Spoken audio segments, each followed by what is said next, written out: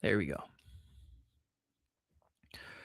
What is up, Pitcher List family? Welcome to another episode of Hacks and Jacks, episode number 142, Spring Observations. My name is Brett Ford. I'm your host. And as always, I am here with senior analyst Scott Chu. Scott, how are things? We have baseball this week, buddy. We sure do. There's baseball on the night that this comes out. So very exciting. Also the day that this comes out. So just so you all know, I'm doing one more update to my hitter ranks. So it'll be sort of the bridge between the first official hitter list, which will be a week from the day this comes out, Wednesday. That'll be the first official hitter list, but I'll launch sort of a pre-start of the season update just before that. And then also this coming Friday is the first AMA with myself and Nate Schwartz, who was on the show last week. We're kicking into high gear here, man. It's upon us finally. No more talk about draft season.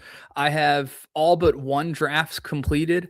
I'm waiting on one league that does a delayed draft for a balanced fantasy season. I don't really get it, but whatever, man. I got one more draft left. I'm thrilled to be done with the rest of them. How about you? It's nice to switch gears to an actual roster, not what a roster might become. Well, speaking of that, let's talk about maybe some of the guys who are on that roster who might be sitting out to begin the year. Let's jump to news and notes. We'll start with injuries. Miami Marlins outfielder Kyle Stowers will start the year on the IL with a lower body injury. We're looking at 3 to 4 weeks. And I don't know. What do you look at in Miami? Maybe Owen Cassie? Sure. Who cares? I mean, not who cares necessarily. So, the guy who's actually going to get they got a couple guys who might get some extra playing time out of this, like Christopher Morel. Who cares? Griffin Conine. Who cares? I'm really, Owen Casey. Maybe, he'll get some playing time. Heriberto Hernandez who was like okay at the end of last season. He'll platoon in. This is NL only stuff. You don't really care, even in like a 15 team league, like an NFBC style league, you don't really care about the fallout because no single player is getting all this time, right? That's kind of the key, because no single player is getting all the time. None of these guys are good enough in a platoon to really roster. And even with full time, they would have been fringe worthy. So now it's like, meh, doesn't really matter. And it doesn't really change the batting order much, right? It's still Marcy, Edwards, Ramirez, and then who cares? Yeah, and that's kind of my thoughts as well. Griffin Conine might be interesting if he were to get full-time at bats, but that's just not going to be the case. Let's move on. We'll stay in the NL East. Mike Tauchman suffers a knee injury. This one might be somewhat consequential for fantasy. Yeah. So, sorry, I just lost my train of thought for a second.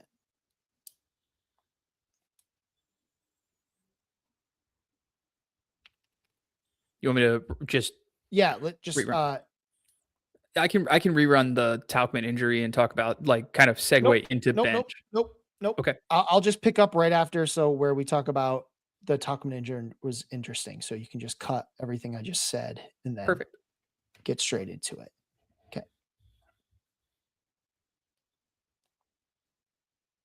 Okay.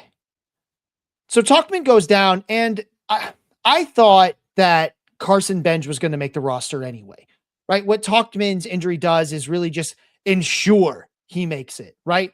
Bench was a guy we've been looking at all offseason to say, hey, he could get in. I think he'll be a platoon bat in this lineup. And really, Tauchman is really just a way to talk about how is this Mets roster going to play out, especially the back half of it, right? I think we're real sure about the first 4 guys, Lindor, Soto, Bichette, and Polanco, although it's worth noting that Polanco over the last 9 seasons has only played 120 games or more 4 times, right?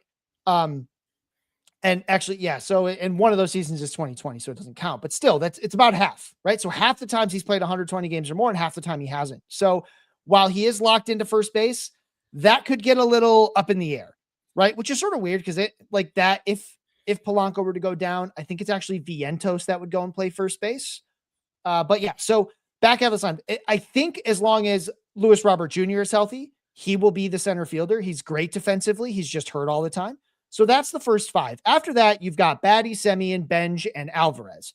So Brett Batty is interesting. However, he's going to DH right now. And I think he'll get, with Polanco not being great against right-handers, like he's fine, but he's not great. And the other guys all on the bench are basically all like right-handed or not hitters like Vidal Brujan. Batty should get time against all of the right-handed pitching. He'll find a way in, right? He'll either they'll shuffle some guys around and Polanco will get a day off. Maybe Semien, who, for so long was a volume workhorse. Last year, he missed about, 20 something games. And he's 35 and a half years old, Semien. So I wouldn't be shocked if maybe he gets a little bit of a breather against right-handers. He's not like the offensive force he used to be anyway. So between like that and just the DH slot, Batty should play most of the week. So more than enough in like a 15-team league to be like worthy of being on your bench, a guy to keep an eye on, especially again, Batty's got to get the ball in the air. If he gets the ball in the air, he's an interesting player. If he doesn't, he's not. So he'll get that opportunity. I think Mark Vientos, who is a guy that I ranked him and Batty together, kind of wondering how this all would play out. Vientos is basically going to fall off the ranks entirely because even if he finds time, it's only against left-handed pitching as a DH, unless something were to happen to Polanco. And even then, I'm not sure Vientos would get all the playing time there. I wouldn't be shocked if they were like, hey, can anyone else also play first and see if we can keep Batty in the lineup or something like that. So I think Vientos is going to fall off my ranks entirely, like barely in the top 300 because he needs something to happen to even be interesting as a bench guy. But yeah, so Benj, who's sort of the focus here, he's a solid hitter. He's not the caliber of prospect like the other guys we'll talk about in the rest of this show. He doesn't have he's not an elite power guy. He's not an elite speed guy. He's not an elite hit tool guy. He's pretty good at all those things, but he's not great. I think Benj, if he were to play like a full season, this is a guy who could maybe go like 15 home runs, 15 stolen bases with like a 250 average. That'd be a really good season for him. I don't think he's going to get quite that much opportunity, but he could do enough to get double digits in home runs and stolen bases. I think the counting stats will be okay, but he's going to be in the bottom third of this lineup. So Benj is someone that, kind of worth keeping an eye on, but not expecting huge power here. Not expecting huge steals. He's someone that can do a little bit as like a fifth outfielder in a 15-teamer. Perfect. We'll move on to another log jam that's thinning out here in the AL East. Tampa Bay Rays middle infielders Gavin Lux and Taylor Walls are both going to begin the season on the IL. So the middle infield race in Tampa Bay thins out a little bit. But we still have Carson Williams. We have Richie Palacios, who looks like he'll make the opening day roster. And then we have Ben Williamson, who came over from, I believe, was it Seattle or Cincinnati? Either way, he comes over to Tampa Bay to kind of clog things up too. Are any of them fantasy relevant? So, Williamson does make the roster. I think he's a bench guy in the very classic Tampa Bay sense, which means he's not interesting for fantasy. He's also not a guy who really profiles that well for fantasy baseball purposes, but he's a classic Ray in that he doesn't strike out a ton and he's really good defensively at multiple positions. So that's what Williamson does. It's one of those, I hate this phrase, but, he's a better real life player because he's a defender, right? He's a speedy defender. So Williamson should be off your radar for fantasy. Palacios is a guy who we've seen as a streamer here and there. He's got a little bit of speed. He stole 19 bases back in 2024, playing about half a season, but the bat isn't very good. Don't be fooled by the 48 game sample that we saw last year where he had these great numbers. I don't believe any of that. He didn't really the expected stats were fine, but he's a very average hitter. Palacios, he's got some contact ability, but there's not enough power here to be interesting. And the speed won't really matter unless Palacios is playing every single day near the top of the order. And he's not going to, that's just not going to happen. He's more likely to bat somewhere in the bottom half and he's going to get platooned with, Williamson and Velody and all the other guys that they keep on this roster. I think, Carson Williams is the one who could be interesting for fantasy in Tampa Bay. We talked about him earlier. He's going to be the starting shortstop. He's ready. He's ready for this in a sense. His spring was okay, right? The result, he didn't show a ton of power. He didn't walk at all, but he didn't strike out every single time, right? That was the key. So Carson Williams struck out 41% of the time last year in the majors in 106 plate appearances. He struck out 34% of the time in AAA. Those are scary numbers, folks. The zone contact especially was something that really jumped out last season. So it was 72.8%. There's nobody in the majors that concede with a number that low, right? Like Rafael Devers has done it, right?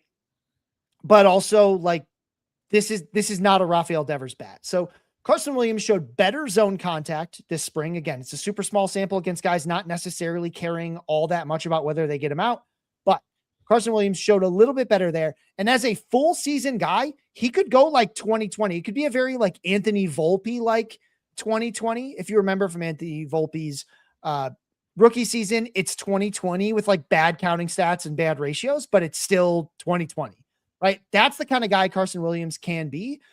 But he'll need to to even get a shot at that. He's going to need to keep that strikeout rate down low enough.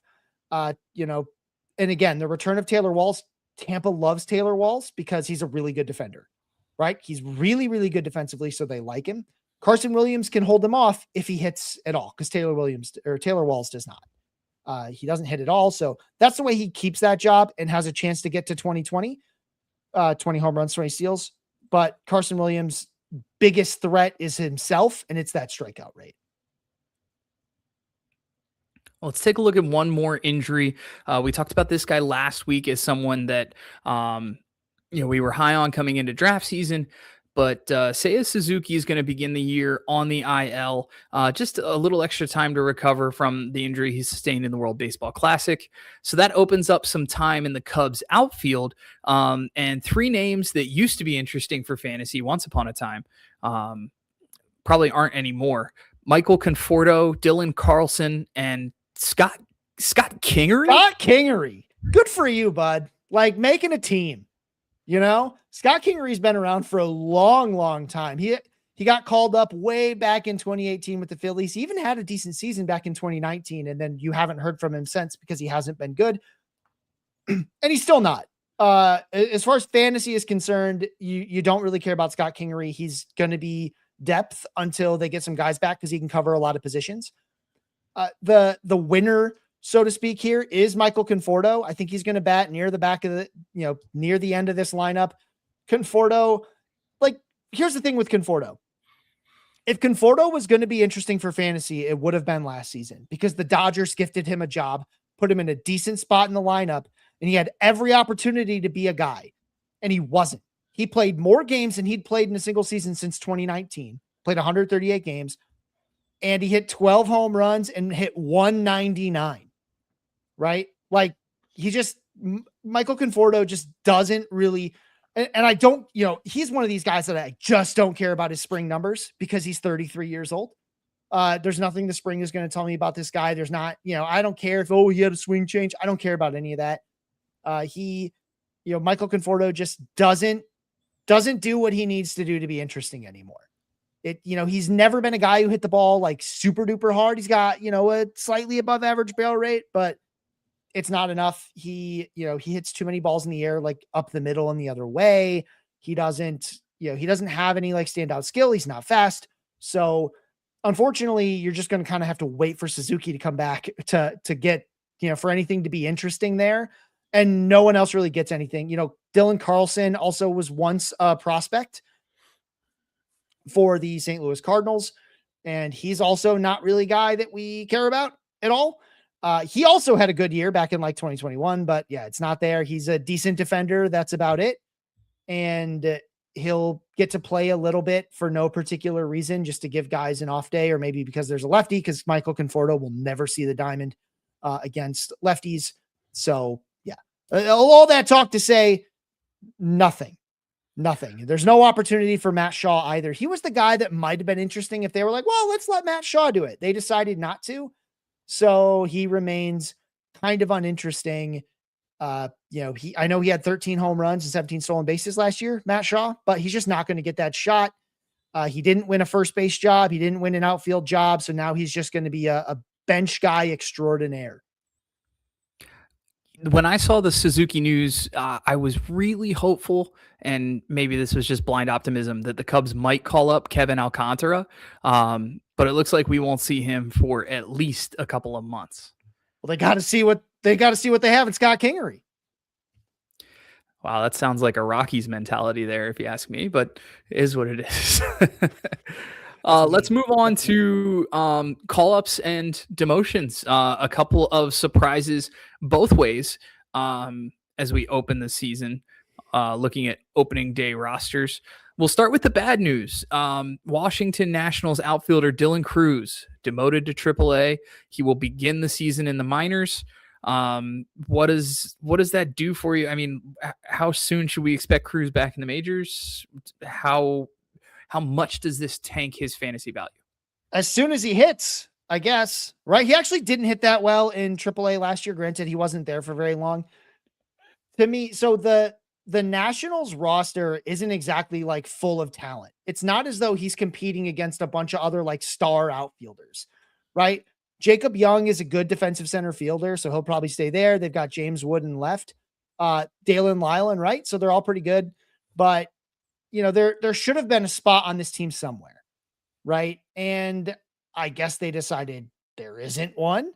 But yeah, Dylan Cruz will probably stay down there. He's right-handed, so if he did get called up, he'd probably be on the short side of a platoon to start. But I guess we might see him in May, maybe a little earlier if he shows that he can hit or if there's an injury. But, all the upside, well, I shouldn't say all the upside in the world. There's 15 home run, 20 stolen base upside, right? Maybe 15, 25 if he played starting in mid-April and was okay. But it kills his fantasy value for now because it's hard. It's hard to see a path again unless someone gets hurt. The main spot, honestly, I thought that might still be available is DH, right? I don't think most people could name the DH for the Nats, including Nats fans, could name the DH for the Nats. They've had a couple guys they've thought about. Former Baltimore Oriole Joey Wiemer is on that team. Andres Chaparro, but it's actually right now Jorbit Vivas is the guy who they currently say might be it. And it's not again, he didn't have a good spring. The Nationals acquired him 3 days ago for a minor league pitcher, right, from the Yankees. So there's an opportunity for Cruz to potentially become the DH if he shows he can hit at all. It'll probably not be full-time at bats. And in a 12-teamer, Cruz has just got to completely fall off your board. He's not really someone, to tease a later segment. He's not someone that's going to be on my watch list unless he starts doing things, but he doesn't get there yet. Losing that job was big because it also tells me that the Nats, you would think the Nats would want nothing but for the 24-year-old Dylan Cruz to show something. Dude just turned 24. They're a young team. They want to know what they've got. And they're like, we don't need to see him right now. That's a big deal. Yeah, that's wild. For me, it's an endorsement of Dalen Lyle. The fact that he has surpassed Cruz on the depth chart, I think, is noteworthy, at least. And I'm hoping it's more of an endorsement of Lyle than an indictment on Cruz, but has yet to be seen. And when you mentioned Nats DHs, I was waiting for you to drop the name Joey Meneses from the previous World Baseball Classic, who popped off and I think earned an opening day roster spot in 2024. Oh yeah, Joey Meneses. He's still around. He's in the minor leagues for Oakland right now. The late bloomer. Fascinating. Yeah, he was 30 years old when he got that job. That's crazy. Yep. Let's move on to the Los Angeles Dodgers position battle going on there in their infield. And unfortunately for early season drafters, it's Hyesung Kim getting sent to AAA. Alex Freeland wins the Dodgers' second base job for opening day, or at least a share of it. He'll be on the opening day roster. He's not fantasy relevant, right, Scott? Nope. going to bat near the bottom of this lineup. I think he's going to platoon. Strikeouts were a bit of a problem last season. We saw him for 97 plate appearances. He struck out in a bunch of them, over 30% of them. He doesn't hit the ball particularly hard. Didn't hit the ball particularly hard this spring. In fact, he didn't really hit it all this spring. He hit 111 with a 52 WRC plus this spring. So no real reason to think that there's anything to expect for Alex Freeland. I think they gave him this job, but it doesn't really, for fantasy, we're just waiting for Edman to come back. And I think Freeland probably falls off the roster when that happens. We'll move on to the last and probably most impactful demotion to begin the season. Pittsburgh Pirates shortstop / outfielder / super prospect Connor Griffin was sent to AAA to begin the year. Not entirely surprising, despite the hype that he got in like the first week of spring training. Where does that leave his fantasy value entering the year, Scott? I don't think it changes, right? I think, I don't think anybody truly thought that the only way that he was going to get a starting spot was if Connor Griffin signed a contract. If he signed like an 8-year extension or something like that, then we'd see Connor Griffin. That's probably like the carrot that the Pirates have been dangling for Connor Griffin, saying like, well, if you sign a contract, you're in right away. Now I think, so the whole structure right now with call-ups is, we used to always wait for Super 2. Maybe they do that with a player of Connor Griffin's caliber. There's one other thing, whereas if he wins Rookie of the Year, the Pirates would get an additional first-round pick as long as he qualified. To qualify, he'll basically need to play in about 120 games.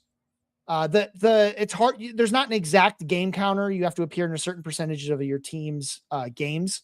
You have to have a certain number. Yeah, a certain number of your team's games with plate appearances. Blah blah blah blah blah. But you get to about 120, you should qualify. Unless it's like a pinch hit situation. So I think he'll be back. I think he'll be up late April, early May. And if it's not, then you got to wait for Super 2, which I think is later on in May. That number also changes every year because it's based on like average service time or something like that. So that's when, but again, his fantasy value for Connor Griffin, nothing changes, folks. Nothing changes. I still think he's got a very reasonable shot at playing 120 games, which is what you probably should have been counting on. In my ranking of him, which is, further down than it was in like NFBC drafts and all that stuff. It's further down, but I had him ranked where I was like, I think he'll play about 120 games. So that all stays the same. I still think he can go like 15 home runs, 30 stolen bases with surprisingly good ratios for a rookie. I think that's all there for Connor Griffin. I think if someone's cutting him, you should scoop him. Even if you don't necessarily have a stash spot, unless your bunches are super, super tight, this is one of the few caliber, especially with the guys that are getting called up. Very few players in 12-team leagues are really worthy of stashing. Connor Griffin is one of them. He's the best prospect in all of baseball, and he's got tools out the wazoo. He can do it all. Like even if he doesn't hit home runs right away, he could steal elite stolen bases right away. Like he stole 65 bases last year as a 19-year-old across, from low A to double A. He did it all while hitting like 300 something, right? And it was like 122 games, 65 stolen bases. The dude can run. He can flat out run. Don Kelly's probably not going to hold him back too much. They'll let him go. So yeah, I still think he can get to 120 games. I still think he should be rostered in every league. Well, that's actually a relatively positive spin on him getting sent down. So that transitions us well to the good news. We've got a couple of guys who are going to be opening the season on their team's roster. JJ Weatherholt, the St. Louis Cardinals middle infielder, will begin the year on their major league roster.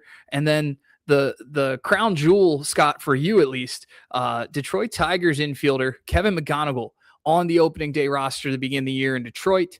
Talk to me about those two and fantasy ramifications around them opening the season in the majors. Yeah, let's start with JJ Weatherholt. There's a great piece by Andy Behrens who talks about him as just disgusting. He is the classic Cardinals pesky hitter. JJ Weatherholt doesn't have, this is not like an elite power bat. He hit the ball hard this spring. He hit the ball hard in AAA as well. Average exit velocity over 90 miles an hour. Barreled up several balls this spring as well, which is a good sign. but he's mostly a line drive guy. At least he was in the majors or in the minors. So that's kind of what I expect in the majors as well.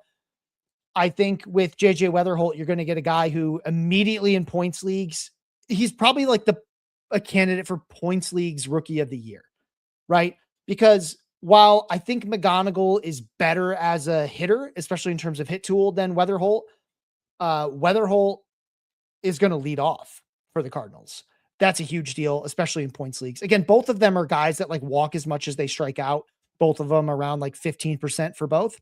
Weatherholt is just, he's really, I think he's going to have very strong ratios right out of the gate.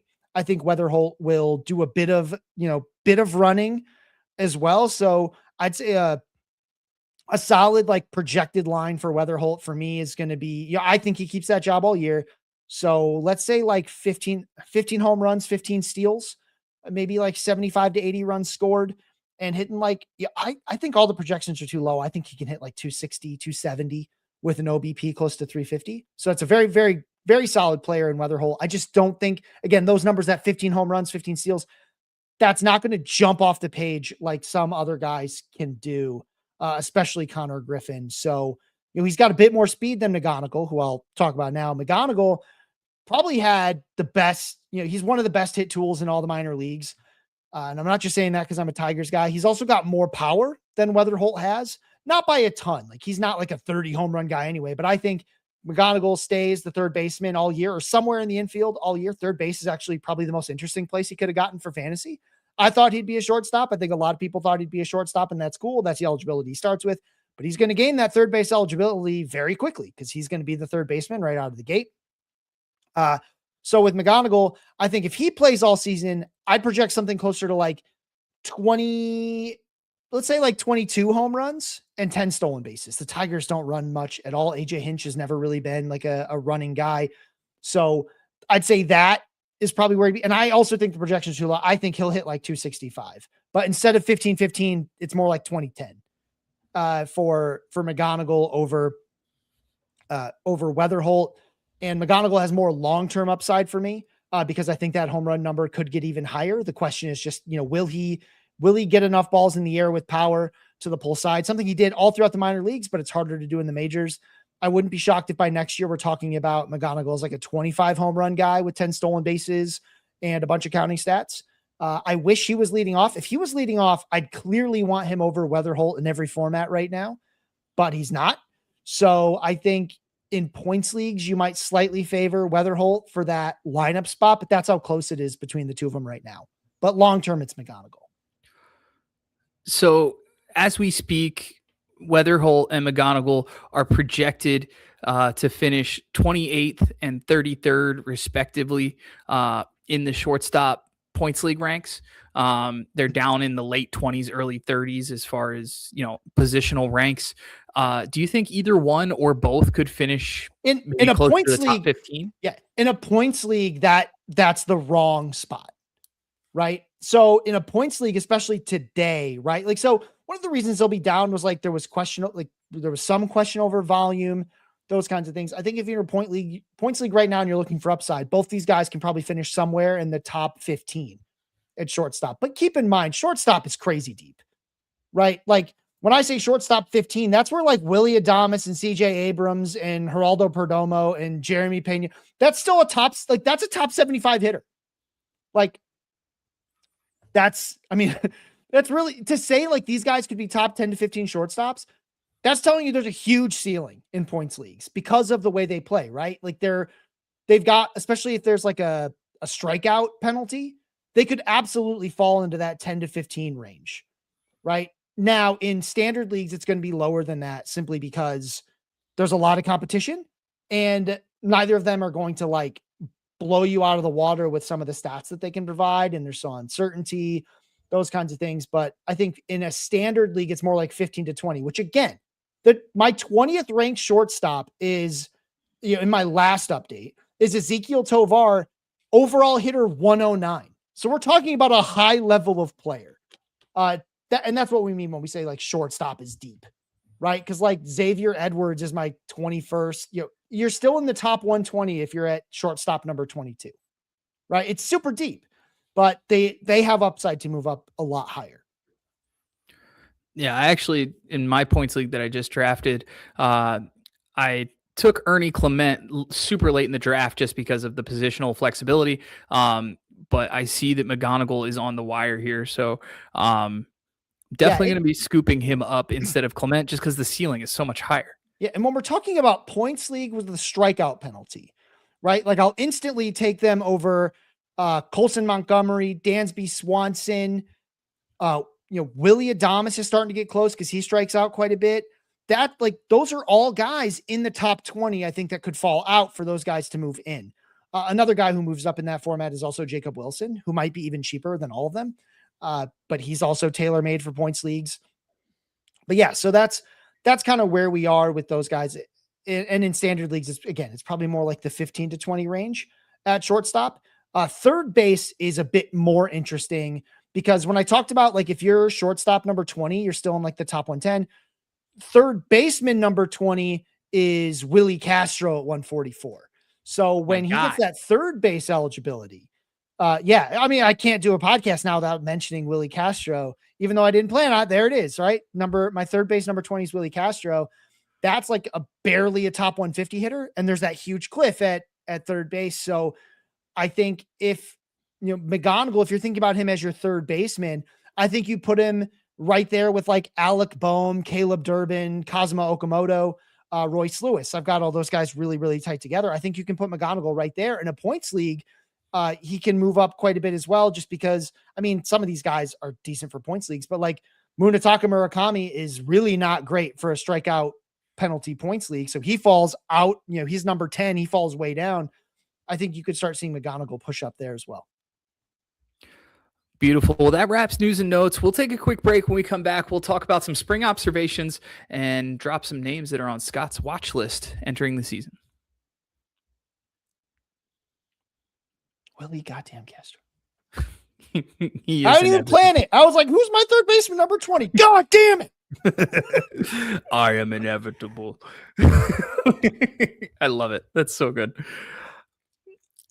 Welcome back to Hacks and Jacks. I'm Brett Ford here with Scott Chu. We're talking hitters on Pitcher List. And Scott, we are basically done spring training. Teams are in their home cities wrapping up preseason and exhibition games. And we have real baseball beginning, if you're listening on the day this drops, tonight, Wednesday night, with the Yankees and Giants. In primetime before real opening day. I'm going to call it real opening day still on Thursday, where pretty much almost all the teams are taking part in the action. A lot of stuff happened this spring, a lot of stuff that is just noise. So how do you sort through kind of what matters and what doesn't in spring training? And what are some of the things that caught your eye? Yeah. With spring training, first of all, what we care about is guys who don't have a lot of major league experience winning jobs or winning better spots in the lineup. So I'm not going to do like the tired old thing of like, these are guys that were good in spring training last year and you don't care, because some of those guys did end up being good, not because of spring training, but like, do you know who had the number 1 WRC plus in spring training in 2025? I bet you don't, but it was Pete Crow Armstrong. Pete Crow Armstrong was the best hitter in all of spring training, and he carried that right into the season. Number 3 hitter was a guy who I think won people a lot of leagues at catcher. Number 3 by WRC plus in 2025, Hunter Goodman. Here's the problem. Number 4 was also Curtis Mead, who basically got kicked off his own team. Like they traded away for nothing. Right. So most of the top 10, you don't really care about. It just didn't work out very well. Right. Like no one cares that Ty France had a good spring in 2025. Brandon Drury had a good spring in 2025. Nobody cares. Alejandro Osuna had a good spring. He was young even. No one cares. It's all about young guys who haven't played a ton, maybe showing us something, winning jobs. So Pete Crow Armstrong won himself, like really solidified his job last spring. Hunter Goodman really solidified his job last spring. That matters. Right.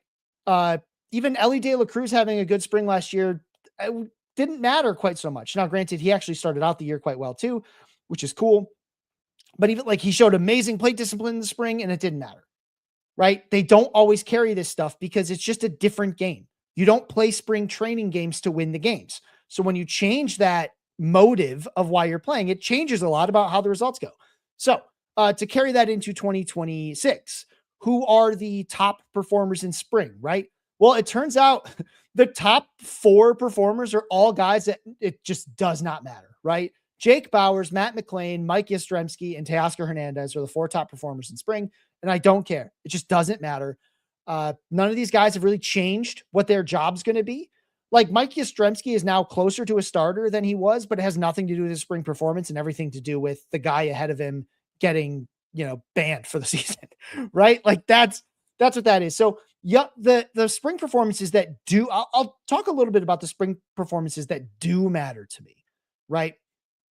And I think the number one is Chase DeLauter, who's getting quite a bit of helium this spring. Chase DeLauter is, left-hander for the Guardians. He's an outfielder. I'm still not sure this has won him necessarily like a full everyday role, even though it probably should, because the Guardians are desperate for hitters, but it should win Chase DeLauter a everyday lineup spot. And, I think he could move close to like the middle of the order, right? Because other than Steven Kwan, who's definitely the leadoff guy, and Jose Ramirez, who's definitely going to bat third, the entire rest of this lineup is up for grabs, right? Their number 2 hitter is Angel Martinez, and he slaps the ball around, but he's not very good. Kyle Manzardo is someone this team is always trying to platoon and is very streaky. So he's right now their number 4 hitter. That position, like you could slide up ahead of Manzardo. Right now, their number 5 hitter is Rhys Hoskins, right? Who is Rhys Hoskins, right? There's no reason this team is going to say, oh no, this has to be our number 5 guy. If he's not hitting, he'll move down. So Chase DeLauter could find himself batting 4th or 5th in short order. I think, again, he's made it so this team probably shouldn't platoon him right out of the gate. I think that there are other opportunities to platoon guys, and the bench guys, like the guys that would platoon in this lineup, are also left-handed. So like their bench is left-handed except for David Fry and Austin Hedges, neither of whom can play the outfield.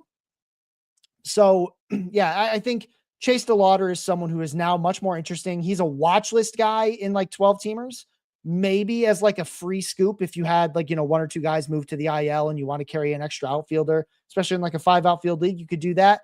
He's someone that's going to move up. He wasn't even, he wasn't really in my rankings very high. And I think he's going to get an opportunity to move much higher. So Chase DeLauter, yeah, that is a name that really stands out in this last spring training. And I think, I really want to say that Shea Langolier's spring matters. He's had a very good spring and he's kept the strikeout rate below 20%. The problem is when I looked historically about people carry, I wish I could give you like a beautiful number to really summarize this. I would have been worried if Shea Langolier struck out a ton this spring, because that would have been a very bad sign. The fact that he didn't strike out much this spring suggests maybe he continues to carry it into next season or into this coming season, right? He finished last season with a sub 20% strikeout rate. If that's the Shea Langoliers we get, then he's probably the number 2 catcher, period. Right. But we don't know if that's going to be the case yet. And I'm not willing to say the spring is definitely a sign, because we've seen other guys have good plate discipline in the spring just to lose it when they go and face extended bouts of good pitching. So I'm mentioning Shea Langolier simply because we didn't get a bad sign, and I guess that's a good sign, right? So that was one that I kind of liked. It's nice seeing Austin Riley look healthy, right? Like he's 29. I don't care about his spring performance so much other than like he looks healthy, which is good. I think if you're a dynasty person, Leo DeVries, I apologize. I don't know that one. He had an amazing spring, 50 plate appearances, 208 WRC plus. The plate discipline was strong. He's with the Athletics. I don't think he's going to debut this season.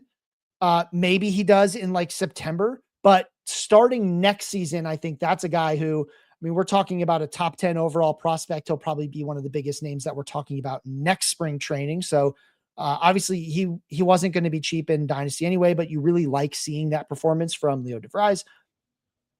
And finally, I think I kept an eye on a guy who everyone keeps asking me about, and it's Josh Smith. And so Josh Smith has won himself a job, right? Josh Smith appears to be a starter for the Rangers, and spring, I guess, is the reason for that. But I want to say something very important about Josh Smith, because I keep getting asked, oh, is he someone interesting in the back end?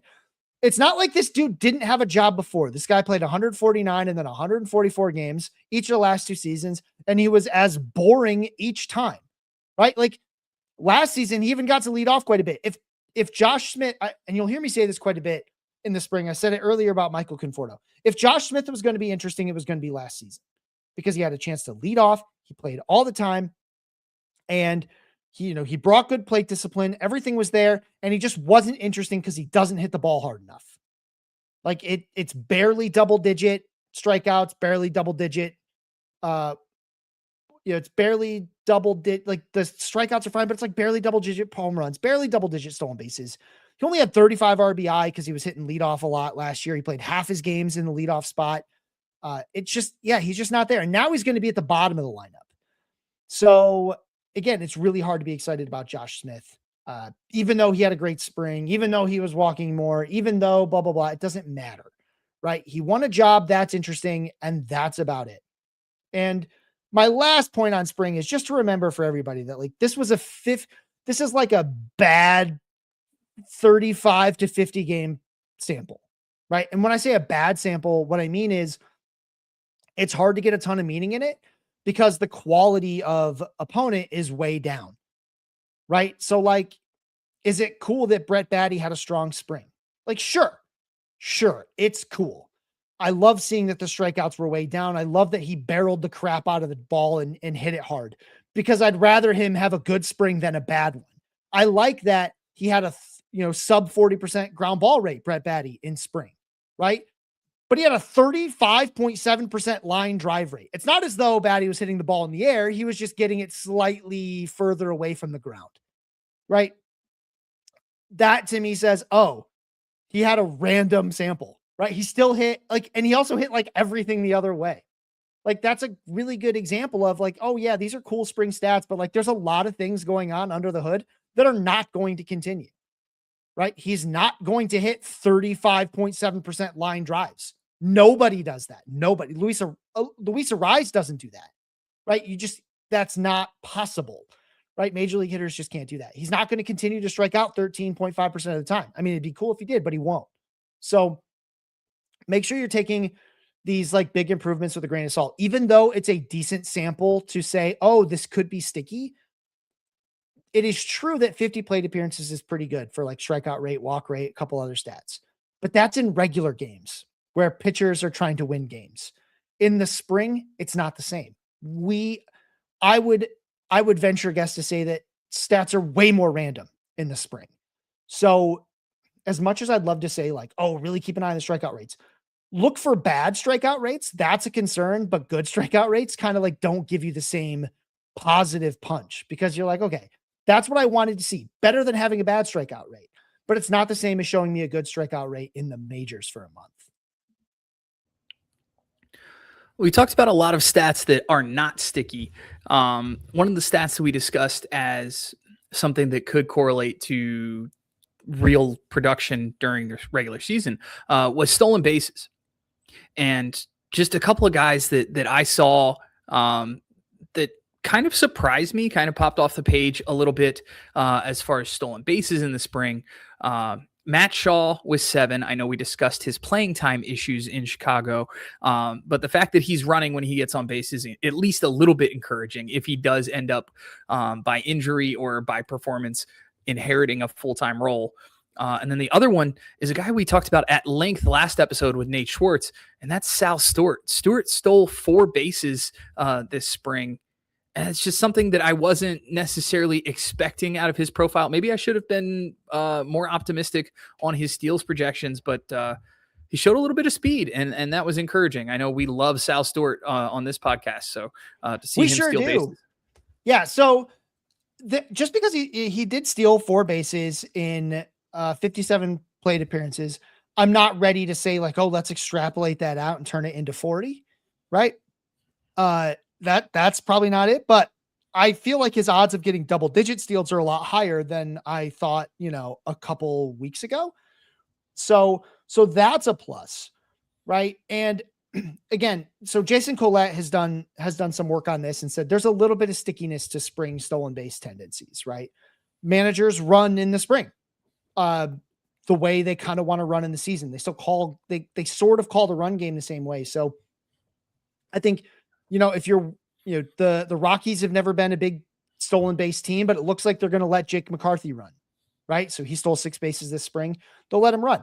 Seeing Matt Shaw run this spring just says, look, if he gets in the game, yeah, he's a stolen base threat, especially because I think they're realizing he's not that great of a hitter. So why not let him? I thought James Outman stealing 8 bases was kind of weird for Minnesota, but they're going to try anything to see what they can do to win a couple ball games because they claimed this is not purely a rebuild year and they're going to have to show something to make that true.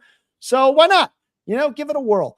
So, and I mean, I think with the Cubs also, they showed a lot of aggression with several guys that I didn't expect. Like our boy Scott Kingery stole 5 bases this spring, right? So that tells us that the Cubs might be a little bit more ready to run than maybe they were in prior seasons. Even though it's like we didn't see a lot of it from Nico Horner, it was interesting to see letting some of their young guys run. We'll see if they do that more in the back half of their lineup, especially early on while their bopper, Seiya Suzuki, is not in the lineup. I think they might try to run to win a couple games. That would be, that'd be a big plus just for the whole team as a fantasy, for fantasy. Again, the biggest thing with stolen bases is just, it's all about, it's sort of situational in game, but it's also really just managers, right? This is one of the few times that manager really makes a difference in whether or not a guy's going to do it. So like the Cubs ran quite a bit last year as well. So it's good to see that they're going to continue to do that. They've still got the same manager, so I don't know why it would be any different, but what I want is, Colorado is really low in that list. So we'll see if they run more. Like I talked about the Tigers, they stole the fewest bases last year, 61, right? For the entire season last year, that's not really going to change. Even if Parker Meadows plays more, getting 20 stolen bases for the Tigers is really hard because AJ Hinch doesn't run. Now he is very aggressive on the bases, but not with steals. He wants a guy to get to first. Like he pushes more than any other manager going from first to third on a batted ball, but he doesn't try to steal second very often. So, that's just the way that team is, right?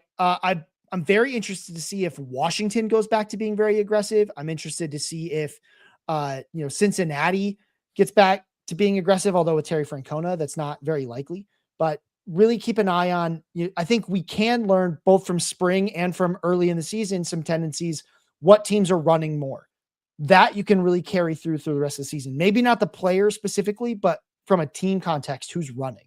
That'll be very interesting to watch early in the season. Absolutely. Great points about spring training stats and observations. We'll take a quick break. When we come back, we'll talk watch list players after this. Welcome back to Hacks and Jacks. I'm your host, Brett Ford, here with Scott Chu talking hitters on Pitcher List. We've got some guys for Scott's watch list. Just some names entering the season that may or may not have been drafted at the end of the late rounds of your draft. Some of them have piqued Scott's interest, and I think that they're worth keeping tabs on, putting that little flag indicator on these guys on whatever platform you're using. So, Scott, let's talk about your watch list and why you're interested in some of these names. Yeah, let's start with a guy who is not like some young, exciting rookie, but a guy who I've seen on several wires in 12-team leagues. That's Andrew Vaughn. So Andrew Vaughn over in Milwaukee, he falls just inside my top 150 hitters. The reason I'm interested in him again is we saw him do some exciting things after he became a Brewer and got out of that heck hole that is the South Side of Chicago. And it does look very much like Vaughn is going to get a chance to be the everyday first baseman. He's going to bat 6th in this lineup. He could even move up a little bit and overtake Sal Frelick to be hitting like 5th. There's not much going on in the lineup behind him, but Andrew Vaughn could, last year we saw this big surge of first basemen that, kind of took over in April, right? It was like the month of the first baseman that we saw Soderstrom and Torkelson all kind of break out for us a little bit. If that happens again this year, I would expect Andrew Vaughn to be on that list. So if you're feeling not super great about your first base situation, I think that's definitely one of the names I'd put very quickly on my list to say like, all right, let's see if Andrew Vaughn is someone that is worth, kind of worth watching. I really wanted to talk more about Isaac Paredes, but he got drafted like everywhere. And here's the thing. I think people are going to drop him. And the reason is because it looks like Jeremy Pena is going to be ready pretty much right out the gate. So with that in mind, there's this huge question mark of how does he play? How does Isaac Paredes play? Right? Like, I guess, so Jeremy Pena did appear in a game. If he hits the IL, that means Paredes is going to be the everyday third baseman, and they'll put Carlos Correa at shortstop. But the moment that Pena is ready, he comes back into play shortstop because he's an excellent defensive shortstop, and Correa and Paredes are not. So then what happens, right? I don't know. Like, there's the DH spot is completely clogged by Yordan Alvarez, and Paredes doesn't play the outfield. So we'll have to see if anything happens. There's not really a spot. Like, Altuve's at second, Walker's at first. There's just not a lot of open spots. So if he gets cut, Isaac Paredes would then be on my watch list, but right now he's rostered in too many leagues. Now, if you want an Astro that is on my watch list, I've got two of them for you in the outfield. In shallower leagues, Cam Smith is probably out there, especially in those three outfield leagues. There was a ton of hype on this guy last year, and I was very cold on that. And this year I'm a little bit warmer, one, because I can get him off the waivers and not in like the starter rounds of my drafts. His spring was fine, right? He's had a fairly decent spring, but the biggest thing is just an opportunity. Cam Smith looks like he's going to be an everyday guy. I think he could totally be like a 15 to 20 home run, 10 stolen base guy who hits like 250, 260. That'd be better than any projection has on him right now. I think that is there. There's a reason the projections have him lower because it's certainly not a given, but I think Cam Smith could be that. If you're in a deeper league, I'm real interested to see what the Astros do with Joey Loperfido. So he's in the mix to start. Even if he doesn't get a 100% job, Loperfido is left-handed, so he should be pretty close to regular in that lineup. And there's still certainly like power here, right? The hit tool isn't as bad as we thought. So when he first came up with Houston, he just could not stop the strikeouts, but he brought them down quite a bit last year while he was with Toronto. I think the Astros can kind of keep that going.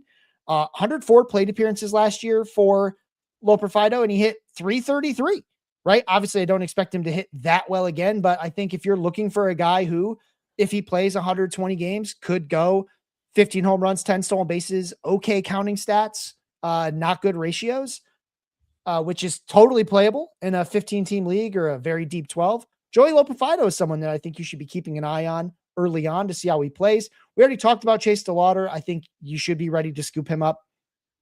I think a guy who's getting cut all over the place, who still should play most days if you're in a deep league, is Colt Keith.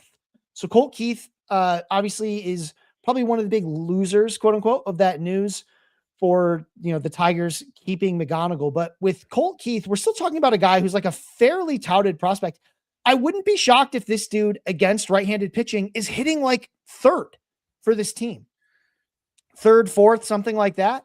And it's not as though he, lost a job because he was bad. This was all about McGonigal winning a job because he was good, right? So Colt Keith had his moments last season for sure. He was pretty good during the summer. He had another kind of blip in August that he was interesting. Colt Keith was, once upon a time, a top 50-ish prospect who's got some pretty decent power, despite getting off to a slow start last year. There's no reason he couldn't be like a 20 home run hitter this year who hits 260, right? He could do that. I think that I know we've seen 2 seasons from him already where he only hit 13 home runs. There is another level in there for Colt Keith. We just haven't seen it yet. So he's definitely on my watch list in deep leagues, especially, and also because he's eligible all over the place, right? In every format, he should be eligible at both second and third. And in Yahoo leagues, he'll be eligible at first as well. So definitely another guy I'm keeping an eye on my watch list to see if he is, there's not a lot of guys on waivers who hit third for a good team, right? And Colt Keith might be one of those guys. So he's definitely someone I would have on my watch list right out of the gate. And then finally, a guy who I don't need to tell you a ton about him because you should know, but Tyler O'Neill's still healthy. And, I'm not sure the Orioles really care about preserving him all season long. But as of right now, he's going to bat fifth for this team and he's going to play every day until his body falls apart, which will probably happen pretty soon. But until that happens, Tyler O'Neill is still Tyler O'Neill. And what that means is sometimes he will be absolutely unrosterable, right? He'll just be one of the worst hitters in all of Major League Baseball. But the other times, he'll just hit a ton of home runs out of nowhere, right? Like this dude is a year removed from a 31 home run season. He did that in 2024 with Boston. I don't care that he had a strong spring with great plate discipline because he's old and that's what he should do in the spring. But I do care that he remains healthy. I do care that I think this team's going to bat him fourth quite a bit. He may sit some because this team is trying to squeeze guys in. And I think there's going to be even more pressure as someone like Jackson Holiday returns to the lineup. He's going to start on the IL, but he should be back fairly soon. That's probably more news for like Kobe Mayo and Blaze Alexander than it is for Tyler O'Neill. But, for now, Tyler O'Neill is a guy who I'm certainly watching. If he ends up being really bad, what would happen next is another guy I'm going to keep an eye on. So if Tyler O'Neill starts being really bad, Dylan Beavers is someone that would be on my watch list because that's how he gets playing time. He actually got to lead off a little bit towards the end of last year. Dylan Beavers is someone who he didn't walk at all this spring, which is kind of worrying because that's actually probably his primary skill is Dylan Beaver takes walks. But if he were to squeeze into that lineup, this is a dude that can hit 15 home runs and steal 15 bags and hit like 250. That's the type of thing that he can do if given a full-time role. I don't think he will, but if something were to happen to Tyler O'Neill, which it very often does, you have to remember that this guy, he hit 31 home runs, but that doesn't mean he played the whole season, right? He played 113 games back in 2024, and that's the most games he'd played since 2021. He's never played 140 games in his entire career. So his games played each of the last 4 seasons are 96, 72, 113, and 54. So Tyler O'Neill is not like the most durable dude. And if he goes down, Dylan Beavers would be the main beneficiary there. And I think that he could be very interesting, especially in like points leagues. If he keeps that strikeout rate down a little bit and and in OBP leagues, because he just walks like crazy. So Dylan Beavers, another guy sort of on my watch list to see if he does sort of win himself a larger role. And that's kind of what my watch list looks like at this stage of the season. I already took the guys who I thought had talent. That's what my draft was for. But I may have left guys off my roster because they didn't have a great opportunity, right? So what I'm going to be looking at is guys who are a step away from an opportunity. That's why I'm talking about guys like Beavers and Keith and things like that. So that's the type of player I think you should be tagging all over your watch list. Your watch list doesn't in April. My watch list does not have a guy like Mickey Moniak. You may stream Mickey Moniak this spring whenever they go to Colorado and play against right-handed pitching, but he doesn't need to be on your watch list because he'll always be there. He'll just be there. Okay. In a 12-team league, Mickey Moniak will always be there for you if you need to scoop some power and he's at home, but you don't touch him any other time. So that's definitely not what I'm after. I'm after guys who, hey, if they're on my watch list. And if I get news like, oh, hey, Tyler O'Neill had a ugly looking crash in the outfield, that's what I'm looking at Dylan Beavers right then. So that's how I'm setting up all of that.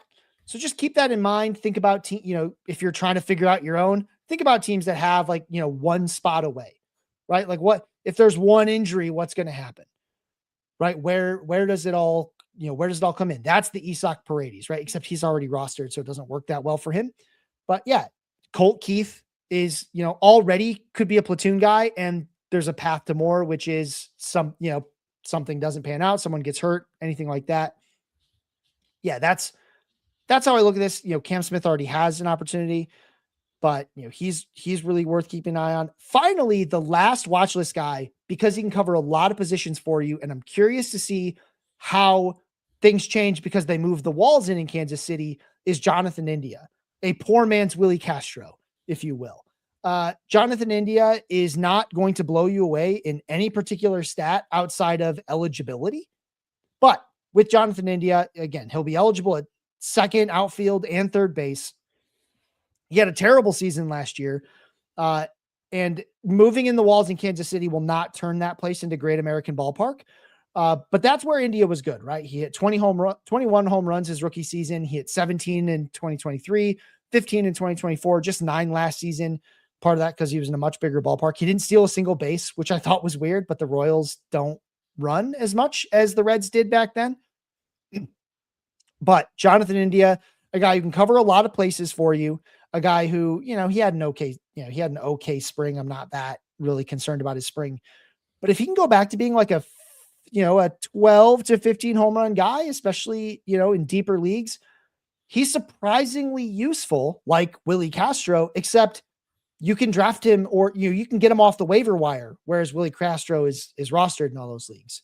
So I think I've said Willie Castro enough for this podcast, but that's the last guy on my watch list where it's like, I need a guy who can cover a lot of positions. I'm in a deeper league. Jonathan India is the one that I'm keeping an eye on.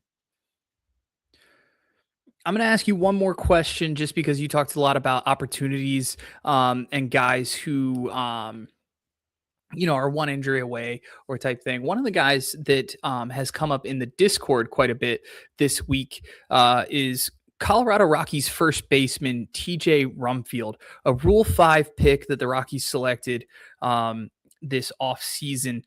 And it looks like he's going to get starting first base reps beginning on opening day. I guess really my question is, should we care? I mean, guys had a heck of a spring, right? He struck out once this spring, 1.6% strikeout rate. He's always had pretty good plate discipline in the minor leagues. He's been in the minor leagues for quite a while. That's why he was a Rule 5 guy. He's been in the Yankees organization for several years. He had a pretty good year last year for them in AAA, hit 16 home runs, 138 games. Here's the thing. I think Rumfield is fine in a points league, but Rumfield does not have a ton of power here. This is not like a prototypical first baseman, right? Even in the minor leagues, his average exit velocity well below 90 miles per hour, hard hit rate well below 40%, right? Those are two kind of thresholds to be like, hey, yeah, that's a guy who can hit hard. Even in this strong spring, Rumfield has 2 barrels, right? 3.7%. He's not going to hit the ball exceptionally hard.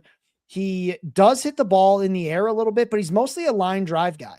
So what does that mean? That means Rumfield could this could be like a poor man's Nolan Shanuel, who is over in LA. So it's like, low double digits home runs.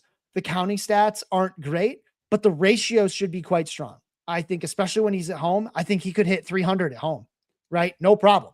I don't know how he'll be on the road because it's just hard for anyone to make the adjustments the Rockies have to make going from road to home, but there's enough hit tool here that he could be a 300 hitter on the road or at home with, poor power, no speed, not great counting stats, but a decent streamer for, especially in points leagues at home. And maybe even in a deeper points league, it's just a back end option at like corner infield or something like that. But in a regular 12 teamer, please don't go crazy. There's not enough here. Go get guys. Like there's plenty of guys that can do this that are a lot more proven and that are in better lineups. Yeah, it's just kind of weird to see the Rockies swing from one side of the spectrum and take the pendulum all the way to the other side of the spectrum, going from Michael Toglia last year's opening day starting first baseman to a guy like Rumfield, which kind of profiles almost exact opposite. Yeah, and actually, like I'm glad I mentioned. It's like Nolan Shanuel is definitely the guy I'd rather have, even though I don't like. There's not some ceiling I haven't seen. A good season for TJ Rumfield. Sorry, for TJ Rumfield is to be Nolan Shanuel, right? That's it. So if they're both available on the wire, do I want the guy who might be as good as the other guy or the guy who is the other guy? Right? Like, not to oversimplify, but I'll take the guy on a slightly better lineup because every lineup is better than that. And Shanuel's going to hit third, right? And like, again, that it's not a great lineup, but he'll be hitting right behind Zach Neto, Mike Trout. There's some RBI to be had there. He's also, he's left-handed. He's not going to have like weird home road splits. Rumfield is left-handed as well, but he'll have the weird home road stuff. So Yeah, go take the guy. Like, just because he's won a job, it's going to get him in the news. But Sean Noel is what this guy is, except already there and gets to bat third. Nolan Schanuel, for what it's worth, is available in 90% of ESPN leagues last I looked. So he's very readily available in those shallow leagues. Yeah. So But if if you're you're in a going to deep grab points one of them, league, someone probably took Sean Noel. And if you want a poor man Sean Noel, it's CJ Rumfield. beautiful. Scott, any other names that you want to mention before we sign off? I think the last name that I've been thinking about, and it's because I'm some kind of masochist. We're going to go back out to Colorado, and I don't want them for the first week. Keep in mind that they do not start at home. They'll spend a week on the road. So no big rush to get these Rockies. But Edouard Julien is a second baseman, first second baseman. I think he's gonna play for this team. I don't think they have a ton of other options anyway. And if I know I talked about this in a prior podcast, but if there is a way for Edouard Julien to succeed, it's a place where the ball don't move so much, because he's got major contact issues. And one of the only ways to resolve contact issues without just being better is make the ball move less. And that's what he's going to get. So that is a name that I've really sort of starred on deep league watch list because he's just not getting drafted. I'm like, hey, you know what? This could be something. There might be enough here that I can get something, especially while he's at home. But at the end of the day, the number one thing I'm watching the first 2 weeks of the season are for dumb drops. Someone's going to make a dumb drop. They're going to think, oh, I can't possibly hold on to this guy because I absolutely have to have the IL spot, and a good player is going to get dropped. That's what I'm watching more than the stat lines even, because there's nothing that can really happen in the first week that makes me change projections or ranks all that much. They'll change a little bit, especially like starting with like 120 and on. That's always like a place that's in flux, but someone's going to drop someone who shouldn't have been dropped. Maybe because they had a bad week. Like maybe Rafael because Devers last year. Yeah. Oh yeah. He got dropped in a few places, and that's like an extreme because he was like a top 30 guy, but even just a little bit lower than that. Like, there are guys who, if Joe Adele has a bad 2 weeks, someone's going to cut him, and that's going to be a mistake. Right. Or, like a Jacob Marcy, because like, oh, there's another outfielder who's hot, I'll just go grab him. One, don't be that person. Number two, make sure you punish that person by taking those players whenever possible.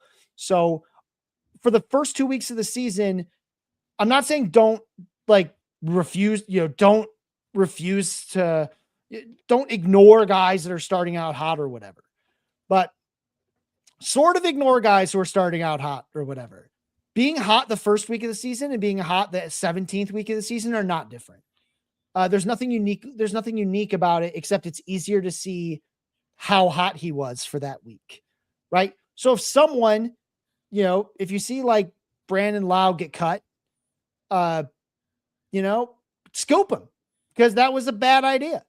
Don't overreact. And, you can earmark, you're the last couple guys you picked, your last like 3 or 4 picks, the guys on your bench, like, go ahead, drop those guys. But man, please don't ask me about dropping a cold starting Luke Keeschel, right? Or, a cold starting, Spencer Torkelson or something like that. No.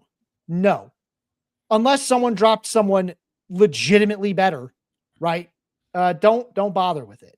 But keep an eye on that wire. Someone's going to make a stupid drop, and you need to be the one who reaps the reward for that. Beautiful. I love it. Don't be the stupid league mate and punish the stupid league mate. Perfect. Yeah. Punish them severely by taking that player and beating them with it. Excellent. Scott, that does it for this week's episode of Hacks and Jacks. Tell the people where to find you and your work. Over on Twitter, it's at if the Chu fits, if the CHU fits. Over on Blue Sky, it's scottchu.pitcherlist.com. I've been pretty cold on social media lately because I've been just kind of working on my ranks, but I'll be picking all that stuff back up as the season starts. Just to remind people, mostly about, 1 or 2 weeks, not really meaning a whole lot. it is going to be very hard to say someone's doing something they've never done with 1 to 2 week samples. It's the same thing we've talked about with spring training. So I'll be posting a lot of rolling charts to remind people this guy's done this before.